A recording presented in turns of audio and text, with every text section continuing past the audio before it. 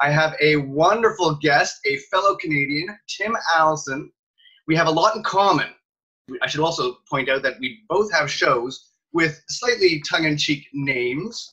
Screw the Naysayers. In terms of what the predictions are about how much of the workforce is going to become freelance by the year 2020. I've seen ranges from 34% as high as 50%. Yeah, like you, I've seen different numbers. I mean, the one thing that's indisputable here, Julian, is that the trend is going that way, and it's going fast. Yeah. And I think that genie's out of the bottle. I just don't believe it's coming back. The reason I'm really sensitive to it, at this stage in my life, people might say, well, why do you care? I'm like, honestly, I'm 60 years old. I'm, I've been a lifelong entrepreneur. I've been in business myself for over 30 years, but I got into business because in order to live in the community that I wanted to live in this little rural community, I had no choice but to make my own job. And it's not easy. We were just quickly chatting about before we came on the air here. I mean, there are those people, and I'm amazed with some of the young talent that I'm meeting today. Like I was talking to a 22-year-old woman in Ottawa who's this morning, who's just Nika Moeni, who's just, she's going to be an absolute rock star in entrepreneurship. And there's so many others like that. Yeah. But this world is filled with people who didn't grow up thinking about having to create their own opportunities. And one of my real good buddies is a guy named Don Wettrick, who's an innovation teacher. He's a teacher. But what pisses him off, and he uses language just like that, is that we tell our kids to go to school and to sit down, shut up, behave, and wait for instructions. And that the most important thing you need to do to succeed is to be able to memorize facts and spit them back. Then these kids, are told, all you have to do is go to university and don't worry about all this debt you're taking on because there's going to be this great job waiting for you. Mm-hmm. They graduate, and we do know this, 50% of the adults under the age of 30 in North America are underemployed or unemployed, mostly underemployed, yeah. And so for people to have any kind of, joy in their life and to get the kind of things they want out of life, they're going to have to create their own opportunities. And we haven't taught them how to do it. We don't teach them to think like entrepreneurs. So much like you, I think I'm just on a mad, crazy mission to get people thinking about that and to make them realize that even though it can look kind of dark, there's actually some astonishing opportunities out there right now. And absolutely. And it's about getting past limiting self-beliefs. That relationship between the employer and the employee changed over time, right? Oh, man. So let's face it, it's always been exploitive.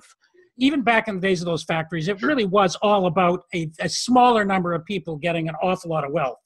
And it took unions and everything else to sort of fight and get better shares, and, at least back in those days. But if you think about what went on, like when I entered the workforce, and will date me, but I want to talk about the change here, man. When I entered the workforce in the 80s, there was still this belief that you wanted to invest in your employees. And there was a lot of professional development. But by the time the 90s, and certainly by the start of this millennium came along, we'd created the situation where we told everybody to go to university. And all of a sudden, employers had this unbelievable surplus of hungry, desperate workers all looking for a job. And they started to treat them like consumables. Yeah. So they stopped the professional development that they were doing. They did it, but only for the stars. Oh man, I think Julian's going to be a vice president someday, so he's getting all the training. But the 15 other people that joined the same day as him, they get none. Because we know they're going to quit in 2 or 3 years. We're just going to work them as hard as we can. And when they quit, we're going to get 3,000 applications from somebody else who wants to come along and do it. And but for sure, the whole model is 300 years old. The public school system, as you're saying, is not training people for the jobs of today, even let alone the jobs of tomorrow. The stigma that goes along with IQ. Right? Because even I'm forgetting the name of the inventor of that, but he was assigned by the government of the United States to create a test that would predict one specific thing. Yeah. Success in the school system. Exactly. And that's the only thing that predicted. And he himself, again, I wish I had the name at hand, but he himself warned, hey, only use it for this purpose. Yeah. Do not use it to determined jobs in the military, and there are just so many kinds of intelligences out there. There's creative, there's networking intelligence, there's aesthetic intelligence, kinetic intelligence. The list could go on infinitely. That we've spent all this time trying to tell people that if you're not good academically, you just need to work harder at being good academically. Right. And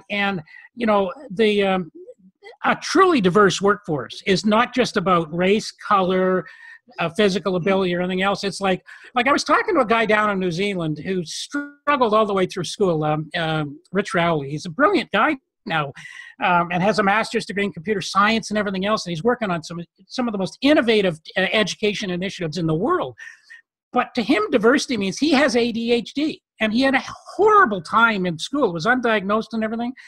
People at his workplace know that there are certain things that he's not good at, and they never ask him to do that. And they also know that he can kill certain tasks in a third of the time that they can, and they come and ask him to do it. And so you leverage your strengths. It's something that drives me absolutely nuts.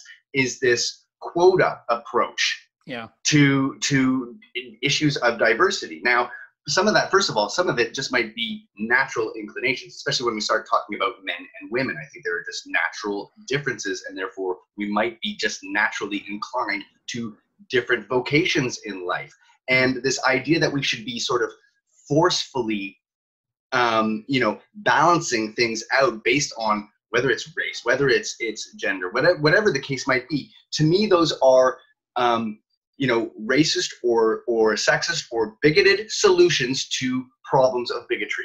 But here's another thing that I'd like to put out there for you to think about, linking us back to that, to the move to the freelance economy and making your own jobs. Most of my guests have been sort of viewing that as a negative. They're saying, for the worker, they're saying, oh, geez, they're not prepared. And they're not. So many of them are not prepared. And that's why, you and I and everybody else has to get out there and help them and get them thinking about how they can find their own opportunities. But I was talking to a guy named Judd Borikov, he's a Forbes business coach for large corporations who are now struggling to find employees. And so and what he's saying is that he believes that the switch to the gig economy is actually, he calls it the people revolution. It's a fascinating concept. He basically says people don't realize it yet, but the power is actually in the process of moving back to the individual. Because if you're good at something, man, then you can get really picky about where you choose to freelance. The value that we are able to offer as freelancers is greater than the value of those agencies. And I would say that that's true for my agency. And the reason why is that I'm virtual. I'm not limited to 5, 10, 15, whatever, how many employees. I can hire infinite number of contractors. I can find the specific person who is the right person for the job for my client. I save money because I'm not spending money on salaries all year long. And I'm working with very talented people who all have similar sort of growth mindsets, who are upping their game constantly. This self-belief thing is the biggest barrier for young people today. I mean, for anybody really. And I said, I can't take that thing national for you up here, Roy. I'm in this little fishing village down here. And I can still remember him. He says, Tim, this is back in the day when you had to pay your credit card bills by mailing a check in. So it gives you an idea how old you are. But, man, he said, Tim, I pay my American Express bill every month, and I mail it to some RR route in North Dakota. He said, do you think I give a crap? He said, you're just convincing yourself that because you're in this little village and, sure, it's going to cost you more to fly to see people and stuff like that. It'll just make you more creative in the way. And he's right. The simple way to ask yourself is this: what was the last thing you did when while you were doing it, you lost the sense of time, lost the passage of time? That's the thing you love. That's the closest thing to happiness. And you're good, because this is the other thing that I did. The message that society has told us is that as if happiness is some destination. No, it's not. It's not. I've got big balls. I've got